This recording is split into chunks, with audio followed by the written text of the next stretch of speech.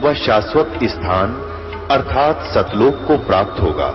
वो परमेश्वर कौन है, कहां है, कैसा है, जानने के लिए कृपया अवश्य सुनिए जगत गुरु तत्वदर्शी संत रामपाल जी महाराज के अमृत वचन।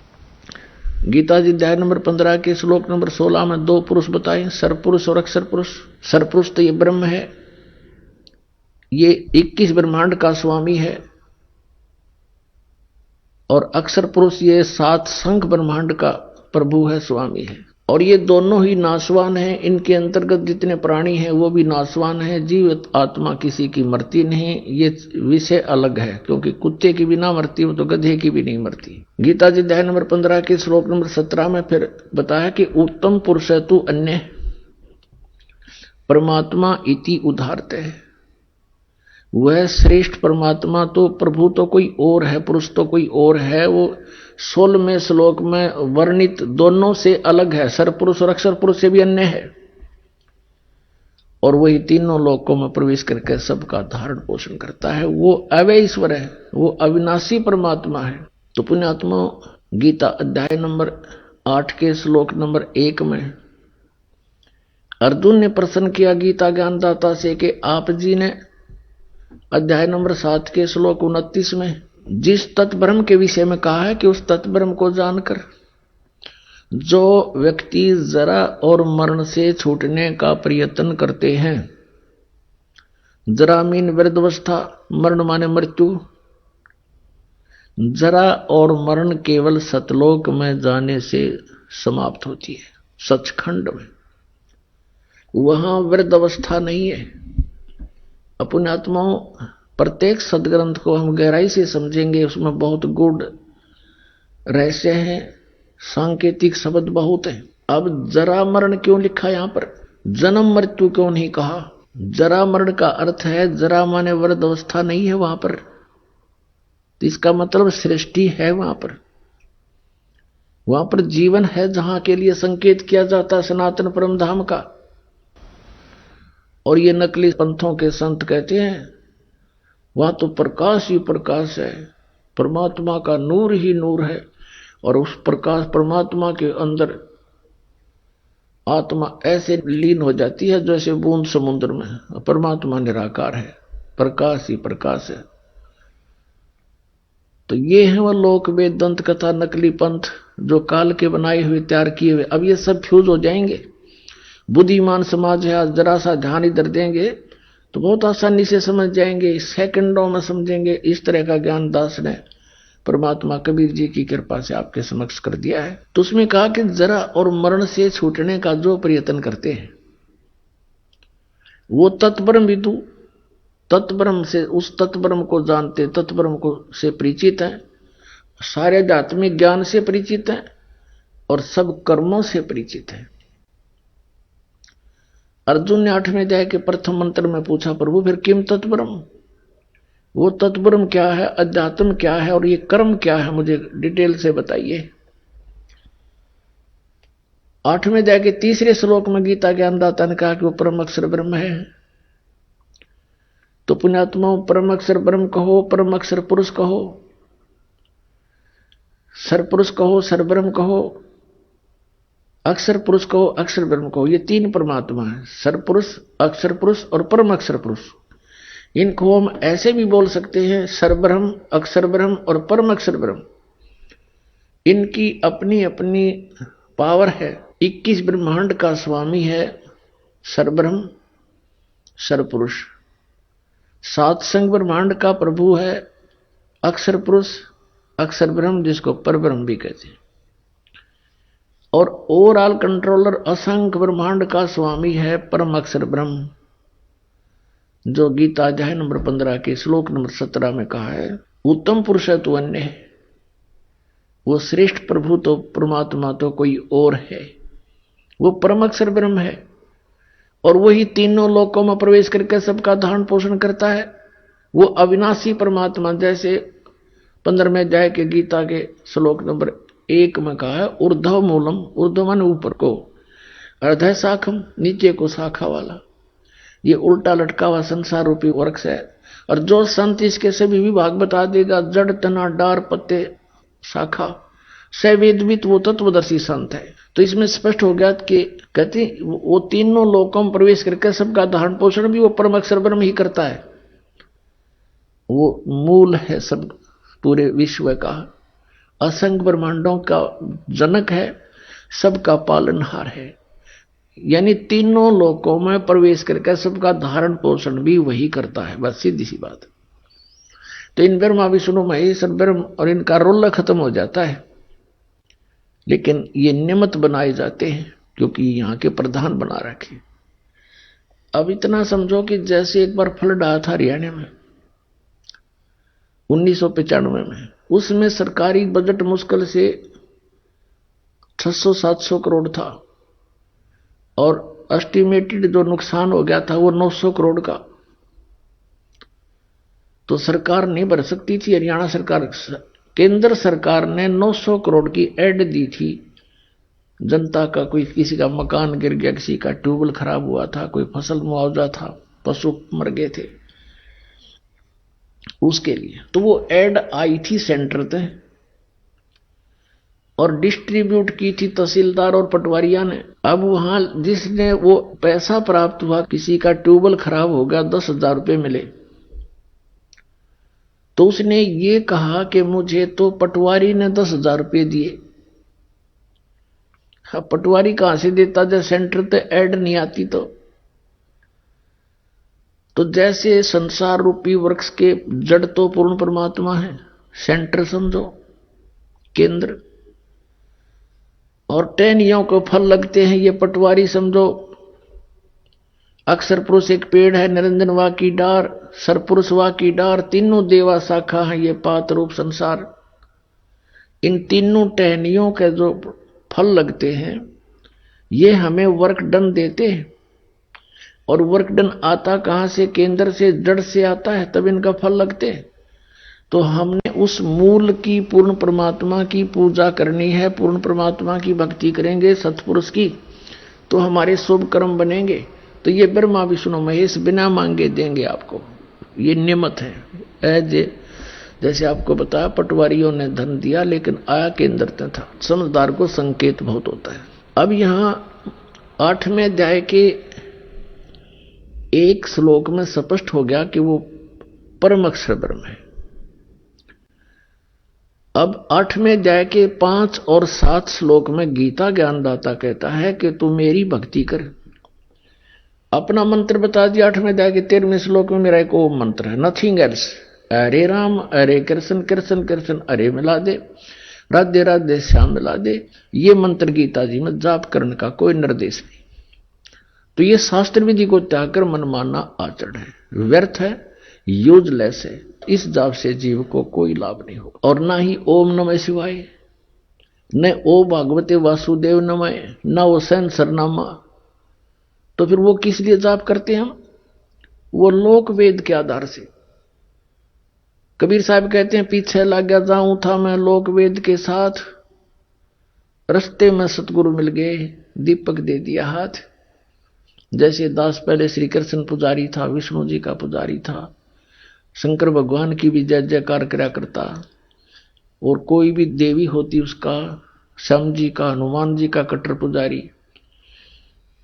तो हम जो भी सुख होता था ये सोचा करते थे ये भगवान हमें दे रहे थे, लेकिन वो हमें प्रारब्ध ही मिल रहा था। तो उस लोक वेद के आधार से हम इनकी पूजा कर रहे थे। जब हमें तत्व ज्ञान रूपी टॉर्च दीपक परमात्मा ने दे दी, गुरुदेव ने, फिर हमने त्याग दी सारी। फिर हम मूल की पूजा करेंगे, टहनियों की थोड़ी करेंगे। अब हम अपनी मूल की पूजा करेंगे, सिंचाई करेंगे, तो टहनियां का फल लगेंगे। टहनी हमारी कोई ये नहीं कि कहते हैं ब्रह्मा विष्णु महेश को छोड़ने की कहते हैं इनके गुरुजी, नहीं। संसार रूपी वृक्ष की ये टहनी है, शाखा है, शाखा तोड़ी नहीं जाती, फल शाखाओं का लगेंगे। लेकिन पूजा मूल की करनी पड़ेगी। तो परमात्मा क्या कहा करते, थोड़ा सा हिंट देते हैं। अब जैसे हम कोई आम का पौधा लगाना चाहते, बीजना चाहते हैं, तो उसको नर्सरी से पौधा लाएंगे, गमले में या मिट्टी में गड्ढा खोदकर हम लगाएंगे। देखिएगा, ये हम आम का पौधा बीजने जा रहे हैं, तो ये है प्रॉपर वे ऑफ प्लांटिंग। पौधे के लगाने का, आरोपण करने का ये सही तरीका है।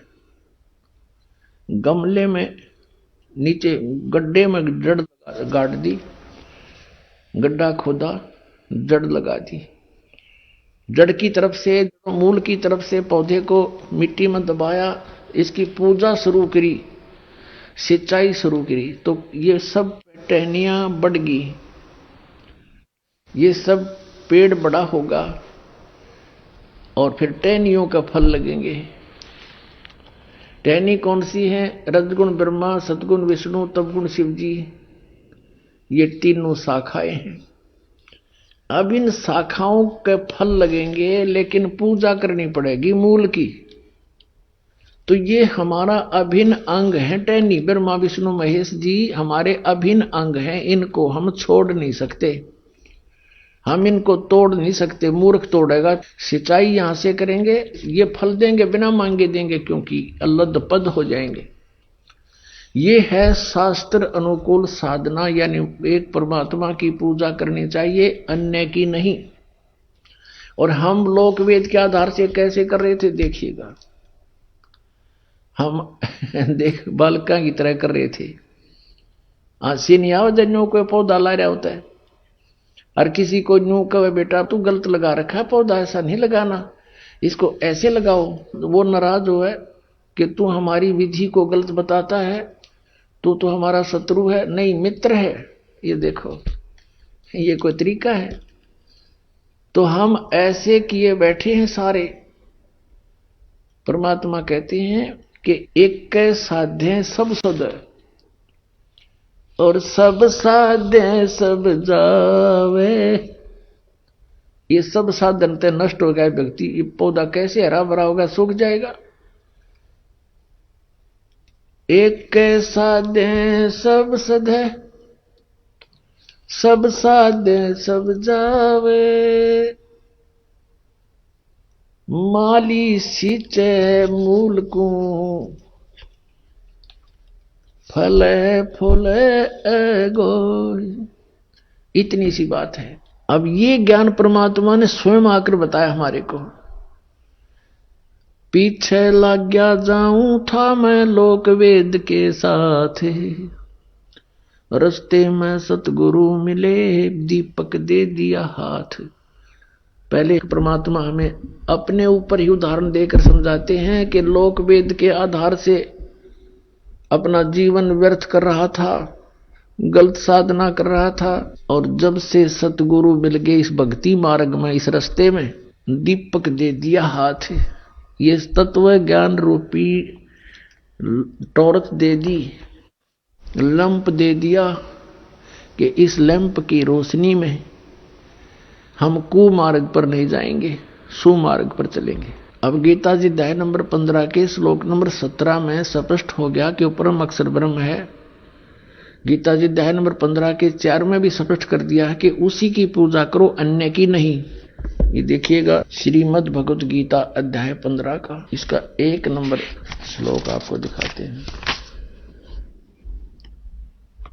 पंचदशो अध्याय 15वां अध्याय।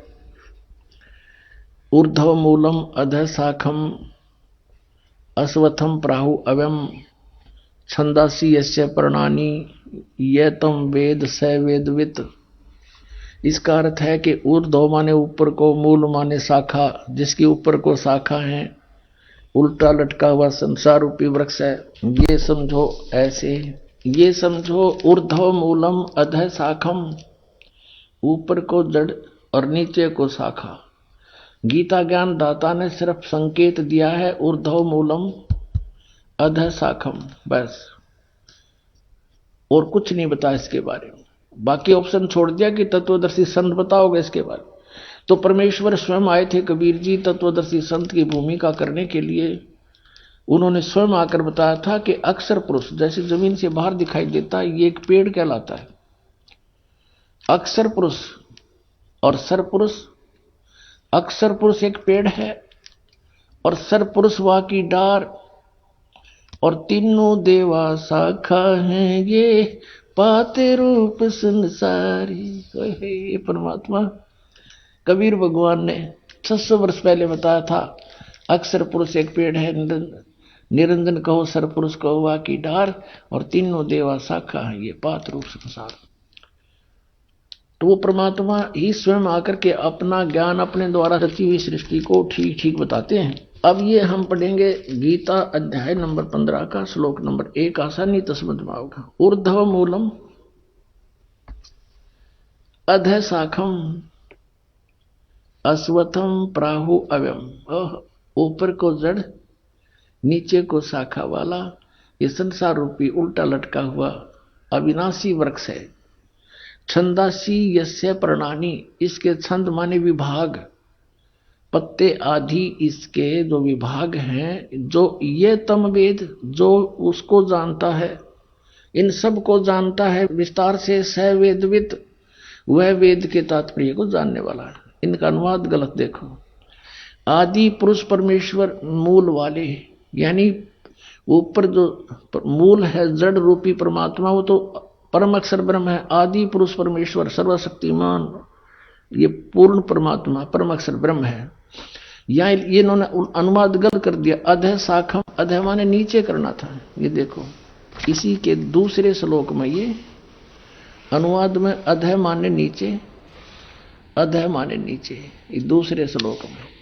तो यहां अधः माने नीचे आना चाहिए था। अधः शाखम, नीचे को शाखा, ऊपर को मूल वाला, नीचे को शाखा वाला।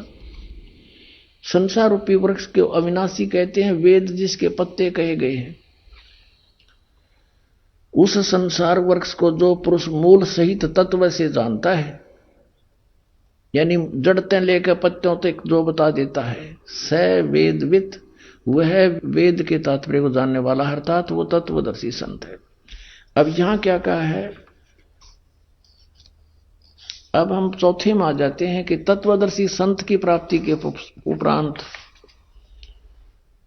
गीता अध्याय नंबर 15 का ये श्लोक नंबर 4 है। ये श्लोक नंबर 4 है यहां पर। उसके पश्चात उस परम पद रूप परमेश्वर को भली भांति खोजना चाहिए, जिसमें गए हुए पुरुष फिर लौट कर कभी संसार में नहीं आते, और जिससे यानी जिस परमेश्वर से पुरातन संसार वृक्ष की प्रवृत्ति विस्तार को प्राप्त हुई है, जिस परमेश्वर ने संसार रूपी वृक्ष को बनाया है, रचा है, उसी आदि पुरुष नारायण की मैं शरण हूं। इस प्रकार दृढ़ निश्चय करके उसी परमेश्वर का मनन और निधि ध्यान करना चाहिए। गीता ज्ञानदाता स्पष्ट कर रहा है कि केवल उसी नारायण की पूजा करनी चाहिए, परम अक्षर ब्रह्म की, अपने आत्मा। अब यहां सरपुरुष ये नाशवान, अक्षर पुरुष भी नाशवान। 15वें अध्याय के 16 और 17 में क्या लिखा है, फिर पढ़ लो गीता जी।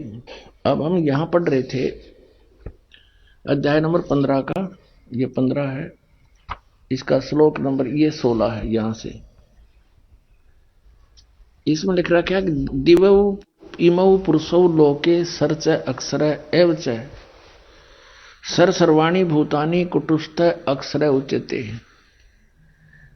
अब यहां दिवौ माने दो, इमौ माने इस, लोके माने लोक में, पुरुषों माने परमात्मा हैं। कौन कौन से हैं, सरपुरुष और अक्षर पुरुष। इस पुरुषों को हम यहां भी लगा सकते हैं, सरपुरुष और अक्षर पुरुष। अब इसका यहां से अनुवाद पढ़ो इनका। इस संसार में नाशवान और अविनाशी भी ये 2 प्रकार के पुरुष हैं। इन्होंने यहां पुरुष छोड़ दिया। 2 प्रकार के प्रभु हैं, स्वामी हैं। संपूर्ण प्राणियों के शरीर नाशवान और जीवात्मा भी अविनाशी कहा जाता है। अब यहां इसका अर्थ तो ये है कि ये सरपुरुष और अक्षर पुरुष ये सभी नाशवान हैं। इनके अंतर्गत जितने प्राणी हैं उनके शरीर भी नाशवान हैं, लेकिन जीवात्मा किसी की नहीं मरती। अब यहां से स्पष्ट 17वें में कहा कि उत्तम पुरुष है तू अन्य। वास्तव में श्रेष्ठ परमात्मा तो इन दोनों से कोई और है, सरपुरुष और अक्षर पुरुष से।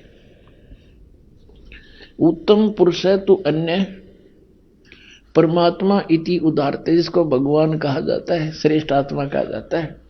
यह लोक त्रयम आवि से भी भरती, वो अव्यय ईश्वर है, वो वास्तव में अविनाशी परमेश्वर है, अव्यय अविनाशी। तो इससे सिद्ध हो गया कि ये तो नाशवान है दोनों ही, भले इसका नाम अक्षर पुरुष लिख दिया। तो अब इसमें थोड़ा सा विचलित हो जाते हैं भक्त, कोई कर सकता है आपको मिसगाइड, कि 15वें अध्याय के 18वें श्लोक में गीता जी में गीता ज्ञानदाता कहता है, क्योंकि मैं नाशवान जड़वर्ग क्षेत्र से तो सर्वथा अतीत हूं और अविनाशी जीव आत्मा से भी मैं उत्तम हूं, इसलिए लोक और वेद में पुरुषोत्तम नाम से प्रसिद्ध हूं। जबकि इसकी मूल संस्कृत देखो कि यस्मात् श्रम अतीत अहम अक्षरात् अपि च उत्तमम, अतः अस्मि लोके वेदे, लोक वेद दंत कथा के आधार से मैं पुरुष प्रथित मन प्रसिद्ध हूं, पुरुषोत्तम प्रसिद्ध हूं। आई एम नॉट पुरुषोत्तम। मैं किस प्रकार से पुरुषोत्तम प्रसिद्ध हो गया? लोक वेद के आधार से। लोक वेद माने दंत कथा के मेरे अंतर्गत जितने भी प्राणी हैं, वो चाहे जीवात्मा है, चाहे नाशवान शरीर है इनका, चाहे अविनाशी इनकी आत्मा है, इनसे मैं तगड़ा हूं, इनसे श्रेष्ठ हूं, उत्तम हूं। और इसलिए लोक वेद के आधार से, दंत कथा के आधार से मैं पुरुषोत्तम प्रसिद्ध हो रहा हूं। आई एम नॉट पुरुषोत्तम। पुरुषोत्तम तय कोई और है। वो 15वें अध्याय के 17वें श्लोक में स्पष्ट कर दिया। अब हमने उस पुरुषोत्तम की शरण में जाना है, और उस पुरुषोत्तम के पाने का कौन सा मंत्र है? गीता जी अध्याय नंबर 17 के श्लोक नंबर 23 में कहा कि ओम तत्सत इति निर्देश ब्रह्मण त्रिविध समर्थ। ब्रह्मण माने सचिदानंद घन ब्रह्म, यानी परम अक्षर ब्रह्म, उत्तम पुरुषोत्तम, इसके पाने का, सनातन परम धाम में जाने का, सचखंड में निवास स्थान पाने का और जन्म मरण से मोक्ष पाने का कौन सा मंत्र है? 17वें अध्याय के 23वें श्लोक में कहा कि ओम तत्सत इति निर्देश ब्रह्मण त्रिविध समर्थ है। उस सच्चिदानंद ब्रह्म ने माने सच्चिदानंद गण ब्रह्म का, परम अक्षर ब्रह्म का पाने का, आदि पुरुष परमेश्वर के पाने का, ये 3 मंत्र के जाप का निर्देश है, नथिंग एल्स। इसके अतिरिक्त कोई भी हरे राम हरे कृष्ण सीताराम राधे श्याम अन्य कोई भी जाप हम करते हैं वो मोक्ष प्राप्ति का नहीं है। तो उसके लिए हमने कौन से मंत्र हैं? ये ओम तत्सत। ओम तो सरपुरुष का और तत् ये अक्षर पुरुष का, तत् सांकेतिक है, ओम सीधा है, और सत भी सांकेतिक है। ये सत भी सांकेतिक है, ये परम अक्षर ब्रह्म का। ये तत् और सत ये सांकेतिक है, ये पूर्ण परमात्मा कबीर देव ने, परम अक्षर ब्रह्म ने स्वयं आकर के बताया है। सो हम शब्द हम जग में ल्याए, सार शब्द हम गुप्त छुपाए। ओए होए, कहते हैं सोहम शब्द आपके किसी सदग्रंथ में नहीं है। आपके जो 52 अक्षर के लेख तुम लिखते हो उनमें ये मंत्र नहीं है, सोहम मंत्र नहीं है। और ये सोहम शब्द हम जग में लाए, सार शब्द हम गुप्त छुपाए। नामा छिपा ओम तारी पीछे सोहम भेद बिचारी, सार शब्द पाया ददलोई, आवागमन बौड़ ना होई। पुण्यात्मा, हमने परमात्मा को पहचानने के लिए अपने सदग्रंथों का सहयोग ही लेना पड़ेगा। किसी की दंत कथा पर विश्वास नहीं करना। परमात्मा के क्या गुण है, वो क्या लीला करता है, ये हमारे पवित्र सदग्रंथ, पवित्र वेद बताते हैं। कबीर परमेश्वर ने कहा है कि वेद मेरा भेद है, मैं ना वेदन के माही, और जौन वेद से मैं मिलूं वो वेद जानते नहीं। वेदों में भेद है परमात्मा का कि वो कबीर परमात्मा है और वो सतलोक में रहता है, ऊपर तीसरे मुक्ति धाम में, सचखंड में।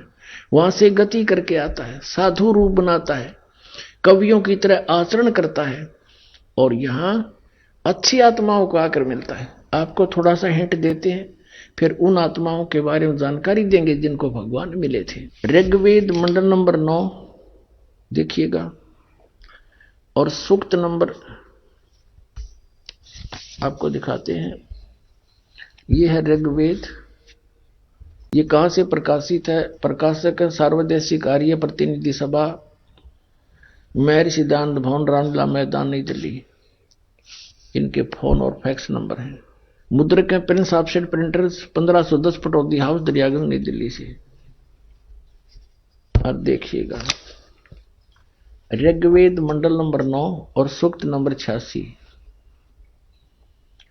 और मंत्र नंबर 26 में इसमें क्या कहा है कि यज्ञ करने वाले यजमानों के लिए परमात्मा, यज्ञ माने धार्मिक अनुष्ठान करने वाले यजमानों माने भक्तों के लिए परमात्मा, सब रास्तों को सुगम करता हुआ, उनके विघ्नों को, उनके संकटों को मर्दन करता है, नाश करता है, उनको पवित्र करता हुआ और अपने रूप को सरल करता हुआ, वह कांति में परमात्मा। इन्होंने यहां क्या कर दिया, ये यहां शब्द है कबीर, हम इसको कबीर बोले, कबीर वह बोलते हैं, वह को, वेदों को हम वेद बोलते हैं अपनी लोकल लैंग्वेज में पूरे भारत में। अब यहां इन्होंने कवि यू ऐसे अवसर लगा के इसका अर्थ कर दिया सर्वज्ञ, या तो इसका कवि लिखते, कवि काव्यकार, लेकिन काव्यकार का यहां प्रसंग नहीं, तो इसका अर्थ सर्वज्ञ नहीं कर सकते। भले इसका अर्थ कवि कर दो, लेकिन वो उस परमात्मा को हम, जैसे ये यजुर्वेद है, आपको दिखाते हैं। अब जैसे ये यजुर्वेद है, अब इसके 2 बिंदी यहां लगा दें तो, और इसका अलग अलग करें तो भी यजुर्वेद ही है। ये देखिए, इसमें प्रकाशक है सार्वदेशिक आर्य प्रतिनिधि सभा, 2/5, महर्षि सिद्धांत भवन, रामलीला मैदान, नई दिल्ली। इसमें आपको दिखाते हैं 36 में, इनके 36वें अध्याय में, यह है 36वां अध्याय, 6300 अध्याय। 36वें अध्याय के प्रथम मंत्र में क्या लिखा है, रेचम वाचम परपदे मनो यजु परपदे। ये यजु शब्द है, इसका अनुवाद महर्षि दानंद ने किया है। यहां देखो, ये बिल्कुल ठीक रहा, ये यजुर्वेद लिख दिया। बस सीधी सी बात है कि ये यजुर्वेद की महिमा गाई जा रही है, और यहां इस यजु का अर्थ कर दे, जैसे कवि का अर्थ इन्होंने सर्वज्ञ कर दिया। कवि कोई भी सर्वज्ञ नहीं होता, जैसे इन्होंने ऋग्वेद में इस कवि का अर्थ सर्वज्ञ कर दिया। अब कवि कोई सर्वज्ञ नहीं होता, यहां लिखना चाहिए था कबीर देव। जैसे यजु, अगर यजु का अर्थ कर देते वहां पर, तो कैसे समझेंगे कि किसके बारे में कहा जा रहा है, यजुर्वेद के बारे में। अब जैसे यहां इन्होंने ठीक किया है, ये यजुर्वेद में, अब हम यजुर्वेद आपको दिखा रहे हैं सिर्फ ये कंसेप्ट क्लियर करने के लिए कि जैसे इस महर्षि दयानंद ने यजु का अर्थ यजुर्वेद कर दिया, बहुत अच्छा किया। अगर इसका यहां कोई अनुवाद करके अड़ंगा कर दे तो कैसे समझेंगे कि यजुर्वेद के बारे में जानकारी है। ठीक इसी प्रकार अब हम फिर आते हैं अपने ऋग्वेद पर, हम आते हैं अपने ऋग्वेद पर, जो आपको पहले दिखाया था। यह भी आर्य प्रतिनिधि सभा से ही प्रकाशित है। ये ऋग्वेद यहां से प्रकाशित है, यह भी आपको दिखाया था। ये इसके मुद्रक हैं, ये ऋग्वेद है। अब हम इसके वो पढ़ रहे हैं, ऋग्वेद मंडल नंबर 9 सूक्त 86 मंत्र 26 पढ़ रहे हैं। 26 इसमें आप पढ़ लिया कि यज्ञ करने वाले यजमानों के लिए, यानी साधना करने वाले, धार्मिक अनुष्ठान करने वाले भक्तों के लिए परमात्मा सब रास्तों को सुगम करता हुआ और उनके विघ्नों को मर्दन करता है, नाश करता है, और अपने रूप को सरल करता हुआ, क्योंकि सतलोक में परमात्मा साकार है, सह शरीर है, सतलोक में रहता है। वहां उसके एक रोमकूप में करोड़ सूर्य करोड़ चंद्रमा मिला दी, इतनी शोभा है। तो एज इट इज भगवान यहां आ जाता हम देख नहीं सकते, इसलिए अपने रूप को सरल करता हुआ, हल्का तेज पुंज का बनाकर वह कांति में परमात्मा सर्वज्ञ नहीं लिखना था, वो कबीर देव लिख दो यहां पर। कबीर देव, हम कबीर देव कहने लगे, कबीर देव, देव न साहब कह लो, भगवान कहो, हम उसको कबीर साहब कहते हैं। कबीर साहब, यहां कबीर देव लिख दे। विद्युत के समान क्रीड़ा करता हुआ, वर्णीय पुरुष अच्छी आत्मा को प्राप्त होता है। अब देखना 27वें मंत्र में, ऋग्वेद मंडल नंबर 9 सूक्त नंबर 86 मंत्र नंबर 27 में हम आगे। इसमें लिखा कि जो परमात्मा ध्रुवलोक के तीसरे पृष्ठ पर विराजमान है, वहां ऊपर रहता है तीसरे लोक में। अब ये कंसेप्ट क्लियर हो जाएगा कि वो परमात्मा कौन है, कबीर देव है, वो क्या करता है, अच्छी आत्माओं को मिलता है आकर के। देखो फिर आगे देखते हैं, ऋग्वेद मंडल नंबर 9 सूक्त 82 का और मंत्र नंबर हम नीचे लेते हैं 1। इसमें क्या किया है कि सर्व उत्पादक प्रभु, सबकी रचना करने वाला, सबको उत्पन्न करने वाला परमात्मा, प्रकाश रूप, सद्गुणों की वृष्टि करने वाला, पापों को हरण करने वाला, वह राजा के समान, राजा के, देखो ये 269 पे पढ़ा हमने ना, कोई नकली नो कह देगा और पृष्ठ दिखा दिया होगा। ये 270 पे आ गए। पीछे लिखा था राजा के समान दर्शनीय है, देखने जोगा है, साकार है भगवान, वहां विराजमान है ऊपर के लोक में। वह पृथ्वी आदि लोक लोकांतरों के चारों ओर शब्दमान हो रहा है। इसका अर्थ यह है कि वो पृथ्वी पर आकर ऊंचे स्वर में आवाज लगाकर ज्ञान देता है। फिर भी वह वर्णीय पुरुष को, वह श्रेष्ठ व्यक्ति को, श्रेष्ठ आत्मा को, जो दृढ़ भक्त है, उसको पवित्र करता हुआ प्राप्त होता है। उसको मिलता है, कैसे मिलता है कि जिस प्रकार विद्युत आकाशीय बिजली सने वाले स्थानों को आधार बनाकर प्राप्त होती है, उसी प्रकार परमात्मा प्राप्त होता है। अब देखो उद्देश्य क्या लेकर आता है, यहां देखो फिर ऋग्वेद मंडल नंबर 9 सूक्त 82 का मंत्र नंबर हम 2 पढ़ रहे हैं। पहला पढ़ लिया, हे परमात्मन, उपदेश करने की इच्छा से आप, ज्ञान देने की इच्छा से आप महापुरुषों को प्राप्त होते हो, महापुरुषों को प्राप्त होते हो, अच्छी आत्मा को प्राप्त होते हो, और आप अत्यंत गतिशील पदार्थ के समान हमारे आध्यात्मिक यज्ञ को प्राप्त होते हैं। आप, या फिर लिख दिया सर्वज्ञ, यह लिखना था आप कबीर देव हैं, आप कबीर साहब हैं और शुद्ध स्वरूप हैं। हमारे पापों को दूर करके हे अमर परमात्मा, हे सोम, हमको सुख दे। अब ये सिद्ध हो गया कि वो परमात्मा सतलोक से चलकर आता है और यहां ज्ञान देने के उद्देश्य से वो अच्छी आत्माओं को मिलता, जो दृढ़ भक्त हैं, अत्यंत गतिशील पदार्थ के समान एकदम नीचे आते हैं। अब वो श्रेष्ठ आत्माओं को कैसे मिलते हैं, जैसे विद्युत बिजली किसी धातु विशेष पर आकर गिरती है। जैसे पहले कांसी धातु होती थी, कांसी, और उसकी थाली बेले होते थे। वर्षा के दिनों में जो बिजली कड़कती थी, हमारी दादी जी कहा करती थी कि इन थाली और बेलों को अंदर रख लो, बिजली कांसी की धातु पर अमूमन गिरती है। तो पुण्यात्माओं, वो परमात्मा उन्हीं महापुरुषों को मिलते हैं जो उनके कार्य को आगे सफल बनाने में सहयोग दें। पूरे विश्व के सामने डट जा खड़े होकर के मुझे नहीं मुचकाए, वो दृढ़ भक्त होते हैं। उनमें से कौन कौन है जिनको मिले? आदरणीय धर्मदास साहिब जी, आदरणीय मुलुकदास साहिब जी, आदरणीय नानक साहिब जी, आदरणीय दादू साहिब जी, आदरणीय गरीबदास साहिब जी, गांव छुड़ानी, जिला झज्जर हरियाणा वाले, आदरणीय गीसा दास जी, गांव खेखड़ा, जिला मेरठ, उत्तर प्रदेश वाले। इन महापुरुषों को परमात्मा आकर मिले। वेद बताता है वो ऐसे आते हैं, अच्छी आत्माओं को मिलते हैं, उनको ज्ञान देते हैं, ज्ञान उपदेश करते हैं, तत्व ज्ञान बताते हैं। और वो कैसी लीला करते हैं देखना, वो कवियों की तरह आचरण करते हैं। 9वें अध्याय का ऋग्वेद मंडल नंबर 9 और सूक्त 94 का मंत्र 1 दिखाते हैं आपको, ये देखिएगा। ये है ऋग्वेद मंडल नंबर 9 और सूक्त 94 और इसका मंत्र नंबर 1, ये यहां से शुरू होता है। ये शब्द है कवियन वर्जम। कवियन वर्जम माने जाते हैं, विचरते हैं कवियों की तरह। यहां इन्होंने अनुवाद किया है, यहां अनुवाद किया है कि सूर्य के विषय में जैसे रश्मियां प्रकाशित करती हैं, उसी प्रकार मनुष्यों की बुद्धियां अपनी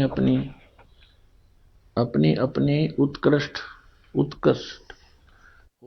शक्ति के विषय करती हैं।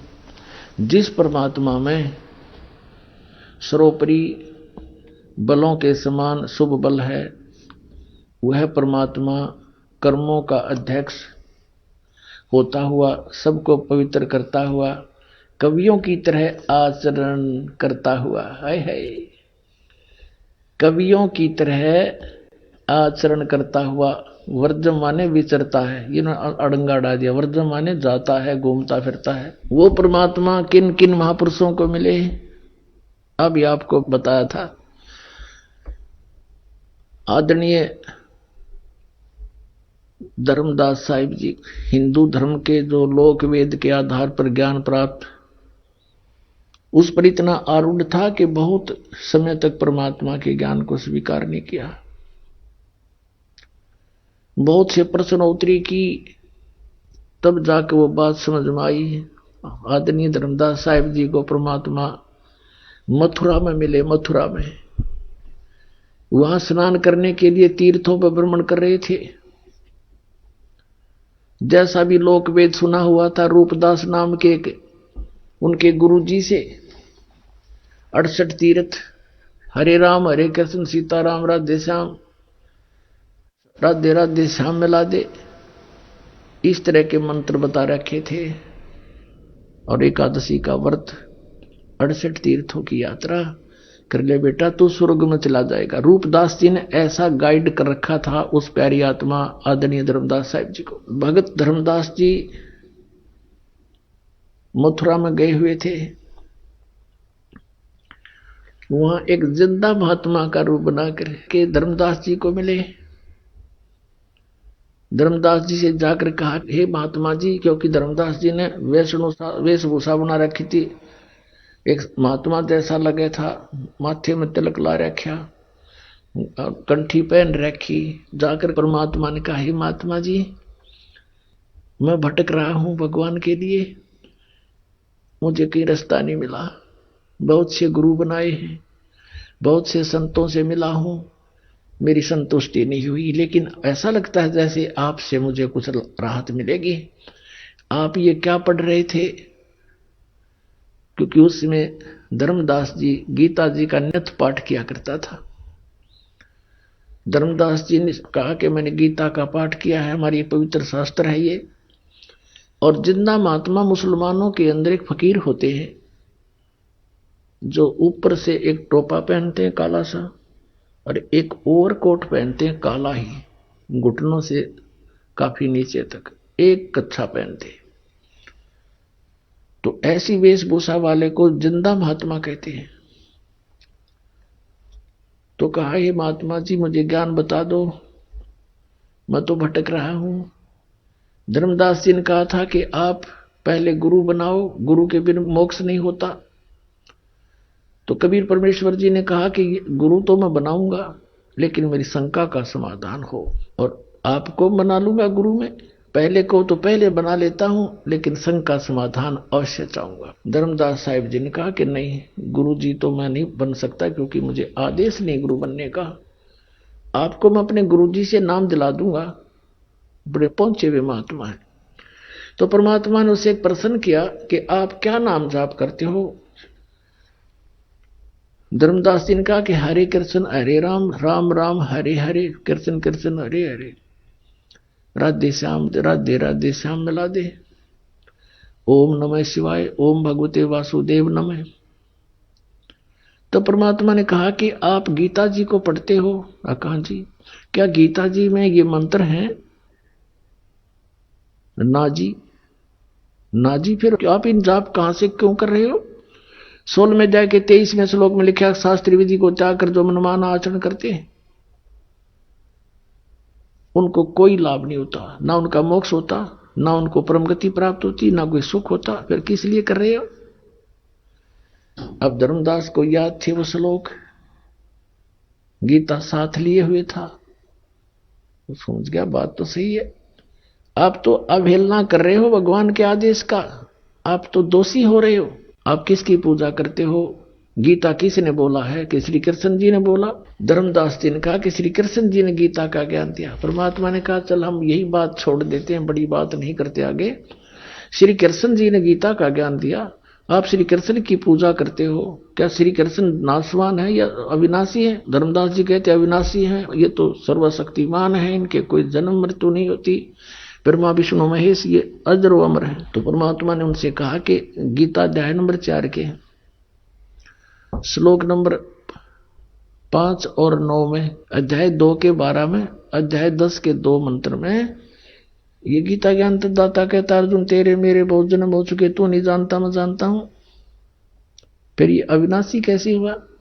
18वें अध्याय के 62वें श्लोक में किसी और परमात्मा की शरण में जाने को कहता है, उसकी शरण में परम शांति को, सनातन परम धाम को प्राप्त होगा। वो कौन है? वो परमात्मा।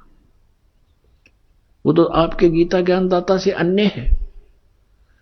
अब धर्मदास जी नहीं मान्या, अंदर से जख्मी अवश्य हो गया लेकिन माना नहीं, क्योंकि ये पुराना पेंट जल्दी सी ओरिजिनल पेंट को टिकने नहीं देता।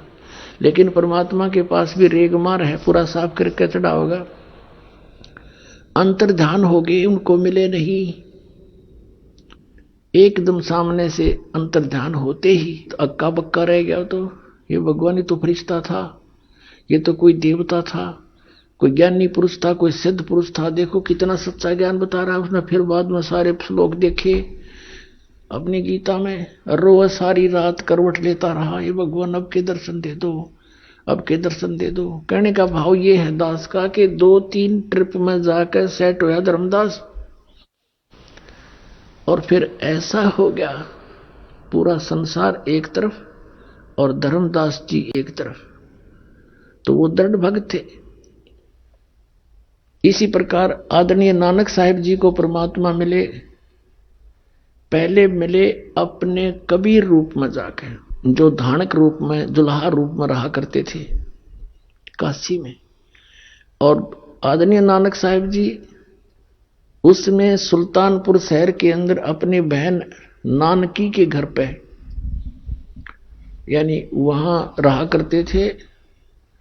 और सुल्तानपुर के नवाब के यहाँ मोदी खाने में नौकरी करते थे, क्योंकि उनके बहनोई श्री जयराम भी वहीं पर एक उच्च पद पर विराजमान थे, नवाब के पास ही। उन्हीं की शनाख्त पर उनको वहां नौकरी मिली थी। प्रतिदिन स्नान करने के लिए 1-2 नौकर जाता था साथ में, श्री नानक साहिब जी जाते थे।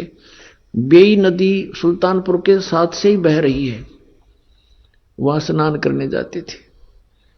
एक दिन परमात्मा कबीर देव जी जिंदा महात्मा के रूप में मिले और प्रश्न उत्तरी की कि मैं एक भटका हुआ प्राणी हूं, परमात्मा की खोज में घूम रहा हूं, आपके बारे में मैंने बहुत कुछ सुना है, आप बड़े महात्मा हो, बड़े अच्छे भक्त हो, मैं आपसे कुछ ज्ञान प्राप्ति करना चाहता हूं। अब नानक साहिब जी ने जैसा भी उन्होंने ब्रजलाल पांडे से ज्ञान सुना था, बताने लगे कि विष्णु भगवान सर्वशक्तिमान है, यही 3 रूप धारण करके सारी स्थिति, सृष्टि और संहार करते हैं, अजर व अमर हैं, इनकी जन्म मृत्यु नहीं होती। फिर बताया कि गीता जी का नित्य पाठ करना चाहिए, नित्य पाठ करने से जीव को बहुत लाभ होता है, परमात्मा प्राप्ति होती है। फिर परमात्मा ने पूछा कि आप मंत्र कौन से जाप करते हो? कि हरे कृष्ण कृष्ण कृष्ण हरे हरे, राम राम राधे श्याम सीताराम, राधे राधे श्याम मिला दे, और एक ओम मंत्र भी जाप करते हैं। अब परमात्मा ने प्रश्न किया कि गीता जी का ज्ञान किसने बोला महात्मा जी? अब नानक साहिब ने कहा कि पहले मुझे गुरु बना फिर बताऊंगा सारी बातें। अब परमात्मा ने कहा ठीक है, आप मेरे गुरु जी, मैं आपका बच्चा, मुझे ज्ञान करा दो, मुझे तो मोक्ष चाहिए, यहां गुरु शिष्य की कोई बातें नहीं है। मैं तो निकला भगवान के लिए हूं। नानक साहब ने पूछा कि आपका इंट्रोडक्शन दीजिए। परमात्मा ने कहा कि मैं धानक हूं, कबीर नाम है मेरा, और काशी में जुल्हे का कार्य करता हूं, धानक का। परमात्मा के लिए भटक रहा हूं और मैं आपको गुरु धारण करता हूं। आप मेरे गुरु, में आपका बच्चा, मुझे ज्ञान दे दो। तब नानक साहब ने बताया, परमात्मा ने प्रश्न किया कि श्रीमद् भगवद गीता का ज्ञान किसने बोला? कि श्री कृष्ण जी ने बोला। श्री कृष्ण किसके अवतार थे? परमेश्वर ने प्रश्न किया। नानक साहब जी ने कहा को विष्णु अवतार थे, स्वयं श्री कृष्ण ही विष्णु रूप में आए हुए थे। तो परमात्मा ने प्रश्न किया कि गीता जी का ज्ञान विष्णु जी ने दिया, समझो? हाँ, विष्णु समझो थे, कृष्ण कहो।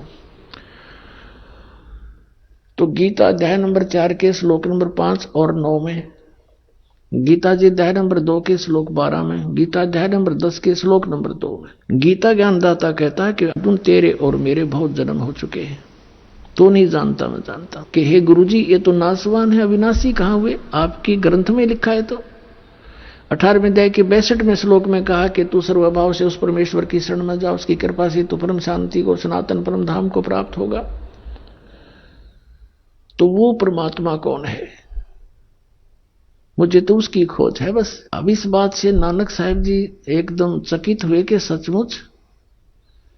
फिर परमात्मा ने बताया कि ब्रह्मा विष्णु महेश नासवान है, इनकी जन्म मृत्यु होती है। इस बात से परमात्मा ने फिर उसको संकेत दिया कि ऐसे ऐसे श्री मद देवी भागवत के 3रे स्कंद में, और ये ऐसा लिखा है। अब जब ये सुना कि ब्रह्मा विष्णु महेश नासवान है, इस बात से नानक साहब जी बहुत अक्षुब्ध हो गए और सीधे मुंह बात करना बंद कर दिया कि बस इसे आगे मत बोल। परमात्मा वहां से उठकर चल पड़े।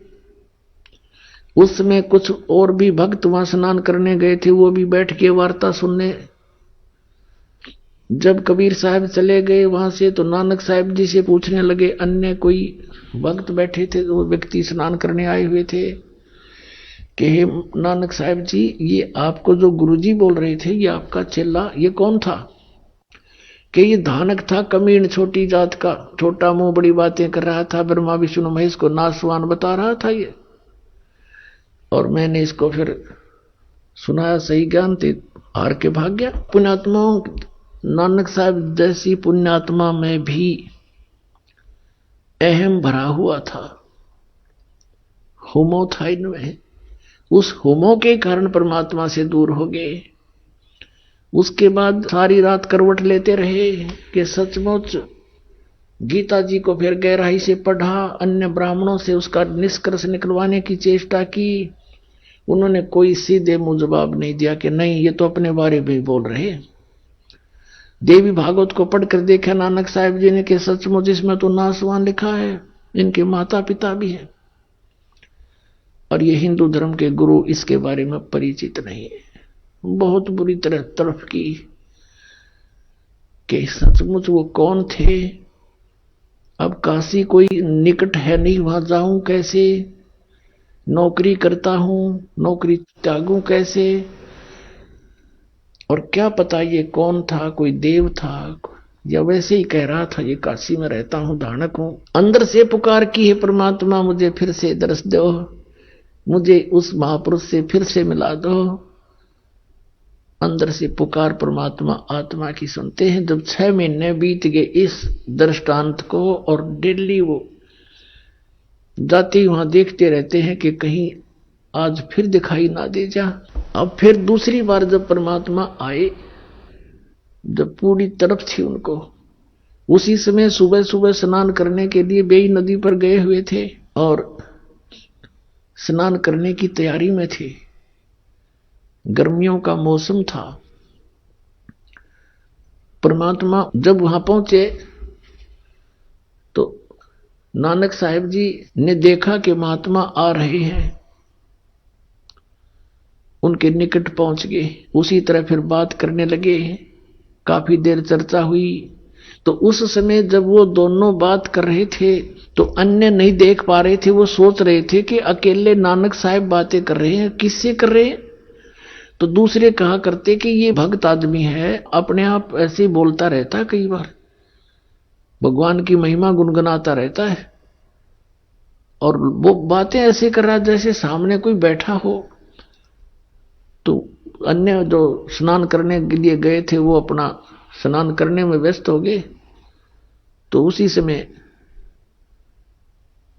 परमात्मा से नानक साहब जी ने कहा कि मैं इस दरिया में छुपूंगा, मुझे खोज देना। परमात्मा भी साधु रूप में, जिंदा के रूप में, और नानक साहब जी दरिया के अंदर छलांग लगा दी। तो परमात्मा ने अंदर से ही उनको अंतर्ध्यान किया दरिया से ही, और अप स्ट्रीम में ले गए। अब अन्य व्यक्तियों ने सोचा कि ये डूब गए, काफी देर बाहर नहीं निकले तो हाहाकार मच गई, नगर में शोर हो गया, गोताखोर आ गए, दूर तक जाल डालकर खोजा, कुछ नहीं मिला। सबने सोच लिया कि नानक साहब जी डूब गए। उधर से परमात्मा उनको लेकर के सचखंड गए, सतलोक में ले गए अपने स्थान पर। ऐसे ही धर्मदास जी को सतलोक लेकर गए थे, वापस छोड़ा था। ऊपर जब सचखंड के अंदर गए, सब ब्रह्मांडों की स्थिति से परिचित कराया, श्री ब्रह्मा, श्री विष्णु, श्री शिव जी के लोक दिखाए, 21 ब्रह्मांड, ये सब रास्ते दिखाए। फिर सचखंड में जब पहुंचे तो वहां परमात्मा अन्य रूप में सिंहासन के ऊपर विराजमान है, सिर पर मुकुट है, मालिक है, श्वेत मुकुट है।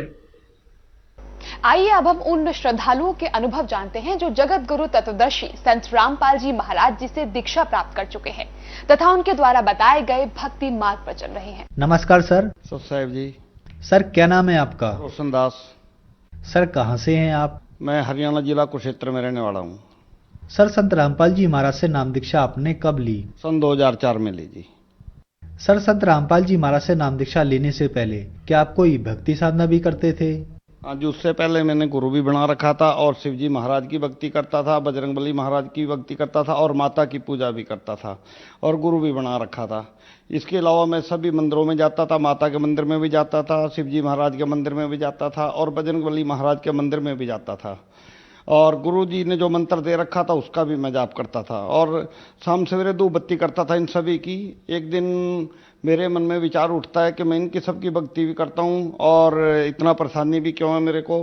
इसलिए मैंने एक दिन मन में विचार उठा कि हे परमात्मा, अगर तू कहीं है, तू सच्चा परमात्मा है तो मेरे को बताओ और कहाँ और कैसे मिलेंगे आप।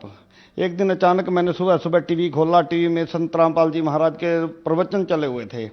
मैंने देखा, 5 मिनट तक देखा, मैं देखा कि शायद हो सकता है यही गुरु पूरे हों और इन्हीं से ही काम बनेगा। अगले दिन मैंने उसी समय फिर टीवी खोला और देखा तो उस समय सत्संग चला हुआ था। फिर मैंने सोच लिया भी शायद यही गुरु पूरे हैं और इन्हीं से मेरे को नाम लेना पड़ेगा। उसके बाद मैं 6 महीने तक संत रामपाल जी के आश्रम में नहीं जा पाया और मेरी बात भी हुई थी वहाँ पे टेलीफोन पे।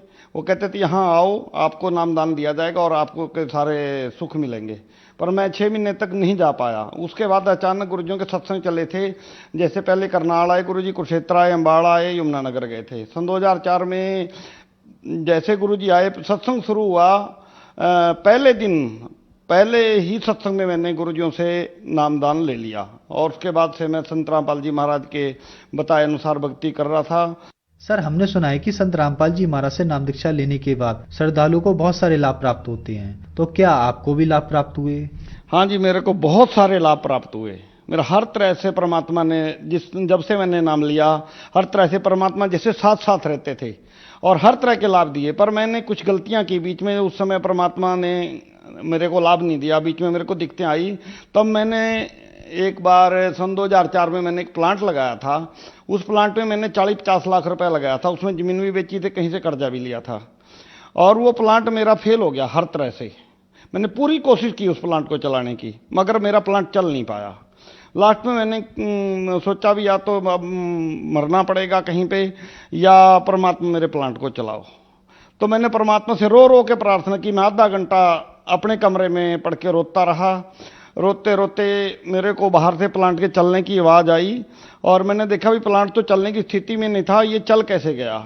मैं फिर भी बाहर नहीं निकला और मैं जो गुरुजी ने मेरे को संत रामपाल जी महाराज जी ने मंत्र बता रखे थे, मैं उनका जाप करता रहा। मैं 2 घंटे तक लगातार जाप किया और परमात्मा ने दया की कि मेरा वो प्लांट जो बिल्कुल फेल हो रखा था, सतगुरु संत रामपाल जी महाराज जी ने वो चलाया और जो प्लांट आसपास के थे उस एरिए के, वो स्ट्राइक की वजह से सारे बंद हो चुके थे और मेरा प्लांट चलता रहा और वो स्ट्राइक के एरिए से बाहर था। जो रेता बजरी का वो प्लांट था और जो रेता बजरी 3-4 रुपए फुट बिकता था वो 10-12 रुपए फुट तक परमात्मा ने बिकवाया। और जो पैसा मैंने 4 साल में कमाना था 1 साल में कमा के, और मैंने 1 साल के बाद परमात्मा से प्रार्थना की, परमात्मा मेरा ही प्लांट बिकवा दो। मैंने बहुत पैसा कमा लिया। उसके बाद मैं वो प्लांट बेच दिया, परमात्मा ने बिकवाया, दाता ने। और उसके बाद में प्लांट बेच के कुरुक्षेत्र आ गया और कुरुक्षेत्र आके मैंने फिर समर्सिबल मोटरों की फैक्ट्री लगाई। अब मैं समर्सिबल मोटरों की फैक्ट्री ही चलाता हूँ। सर, जैसा कि आपने बताया कि पहले आप पारंपरिक देवी देवताओं की पूजा करते थे, मंदिरों में जाते थे और आपने गुरु भी बना रखे थे, तो यहाँ एक विचारणीय विषय यह है कि पहले जो आप भक्ति साधना करते थे उससे आपको लाभ नहीं मिला और फिर आप संत रामपाल जी महाराज की शरण में आते हैं तो आपको लाभ मिलना शुरू हो जाते हैं। इसके पीछे क्या कारण है? ये सही भक्ति है, ये शास्त्रों के अनुसार भक्ति है, इसलिए यहाँ कोई भी आए सबको ही लाभ मिलेंगे। पूरी पृथ्वी के लोग आ जाएं सबको लाभ मिलेंगे, क्योंकि ये पूर्ण परमात्मा है। और संत रामपाल ही इस समय इस पृथ्वी पे पूर्ण परमात्मा के रूप में, कबीर साहिब के रूप में आए हुए पूर्ण संत हैं। पूर्ण संत भी नहीं कहेंगे, पर मैं तो परमात्मा ही कहूंगा, परमात्मा ही खुद आए हुए हैं। सर, कहते हैं कि गुरु नहीं बदलना चाहिए, गुरु बदलना पाप है। आपने भी गुरु बदला, तो क्या आपने सही किया? संत रामपाल के अलावा इस पृथ्वी पे कोई गुरु ही नहीं है, मैं तो यही कहूंगा, क्योंकि वो अधूरे गुरु हैं और अधूरा ही ज्ञान देते हैं। उस व्यक्ति से हम अमर नहीं हो सकते। संत रामपाल जी महाराज जी पूरी पृथ्वी के ऊपर पूर्ण संत है, जो गीता के अनुसार आज भक्ति बता रहे हैं। और ओम तत्सत 3 प्रकार के मंत्रों का जाप देने का अधिकारी संत रामपाल जी महाराज हैं और उसके अलावा कोई संत है ही नहीं। अगर कोई कहता है हम किसी भी नेशनल चैनल के द्वारा उनको कहेंगे संतों को भी आओ बैठो और अपना ज्ञान बताओ, उधर से संत रामपाल जी महाराज का ज्ञान चलाएंगे। अगर वो पूर्ण संत हैं तो अपना ज्ञान चैनल पे पूरी दुनिया देखेगी, पूरे विश्व के लोग देखेंगे। सर, बहुत सारे लोग आज आपको टीवी पर देख रहे हैं, उनमें से बहुत सारे लोग परेशान हैं या नशाग्रस्त हैं, उनके लिए आप क्या संदेश देना चाहेंगे? हम सबसे प्रार्थना करेंगे हाथ जोड़ के कि जितनी जल्दी हो सके संत रामपाल जी महाराज की शरण में आए और जल्दी से जल्दी नाम लें। और नाम लेने के बाद ही तो पता चलेगा संत रामपाल जी महाराज जी से नाम लेने से क्या लाभ होते हैं। जब तक आप नाम नहीं लोगे, उस ज्ञान को समझोगे नहीं, सुनोगे नहीं, तब तक आपको क्या पता है संत रामपाल जी महाराज से क्या लाभ होते हैं। जब आप नाम लोगे, और मैं गारंटी के साथ, दावे के साथ ये बात कहता हूं, आपको सर्व सुख दाता ये संत रामपाल जी महाराज पृथ्वी के ऊपर आए। सर्व सुख दाता, सर्व सुख का मतलब होते हैं जैसे परमात्मा बांझ को पुत्र देता है, निर्धन को माया देता है, कोढ़ी को काया ठीक करता है। और याद जैसे कैंसर जैसे रोग भी संत रामपाल जी महाराज की शरण में आने से ठीक हो जाते हैं। और वो पूर्ण संत हैं, और पूर्ण परमात्मा को हो या पूर्ण संत करो, एक ही बात है। सर, संत रामपाल जी महाराज से नाम दीक्षा लेने के लिए क्या करना होगा? उसको साधना चैनल या अन्य बहुत से चैनलों के ऊपर संत रामपाल जी महाराज के सत्संग चल रहे हैं, वहाँ उनके नीचे एक पट्टी चलती है, पट्टी के ऊपर मोबाइल नंबर आते हैं, उन मोबाइल नंबरों के ऊपर फ़ोन करके पता कर सकते हैं अभी कहाँ पे नामदान लेने के लिए कहाँ आना पड़ेगा, और वहाँ जाके आप नामदान ले सकते हैं। धन्यवाद सर। सत साहिब जी।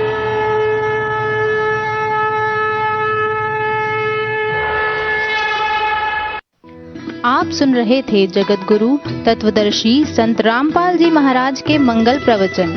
अधिक जानकारी के लिए संपर्क